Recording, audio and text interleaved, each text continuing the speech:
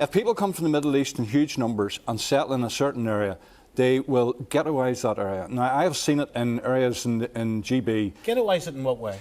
In that it becomes almost unrecognisable as part of the United Kingdom, where you can't walk your dog because they're seen as unclean. I have been there. I've witnessed it with my own eyes. I don't want that sort of culture. So where did you see this, Henry? I don't want to see that culture. Tell us, I've lived in Manchester, I've lived in Birmingham, I've lived in London. I have never seen this. Well, I have seen it. Describe what you envisage this ghetto to look like.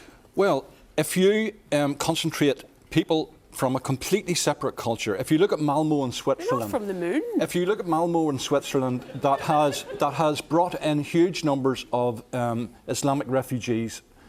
It now has gone from being the safest place in Europe to being one of the most crime-ridden places in Europe. It has become the rape capital of the world because Islamic culture does not recognise women and in the same protectionist way that we do. You're loading this tonight, Henry, aren't you? So you're loading this to the extent where you're now throwing in rape capital of the world, linking that to refugees, are you? Yes. That picture of that child deceased, found lying on the beach. And Henry Riley, is it true that you said his father was irresponsible? Yes. His father is called Abdullah Kurdi. He had been living in Bodrum in Turkey for the past 3 years. He had a home, he was employed, he had an income. And according to his sister, who lives in Vancouver, this was broadcast on mainstream Canadian news networks, that he wanted to get to Germany to get free dental treatment. Now, I know. Why did he bring the son with him? Yeah. Why did he bring his son? You bring his son when you're going to the dentist, do you?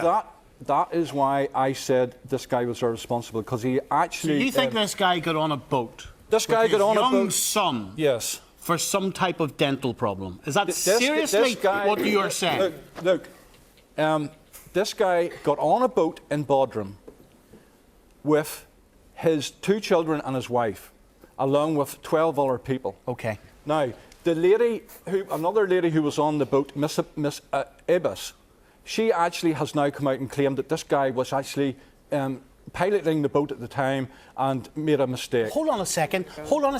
Again, if you look at the detail of stories around that, Henry, what you're forgetting to tell this audience tonight is what happens is that a lot of the people traffickers, when they get people on those boats, they basically say to a random person, you're running the boat, you're steering the boat. Yes. But of course, that is not what you have suggested to this audience tonight. You've painted this story, haven't you, that he was the captain of this boat and that's simply not true. If I was standing on the beach... Sorry, just to address my question. No, it is true. It is simply not true that man chose, before he got to that location, to be running that boat. He did choose.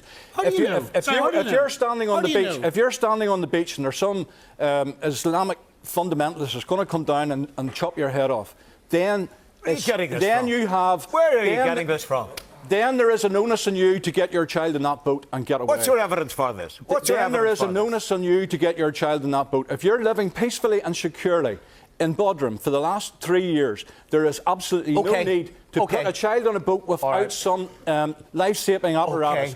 And if you actually look at all the other refugees who do make their way to Greek islands, they actually do wear life-saving apparatus.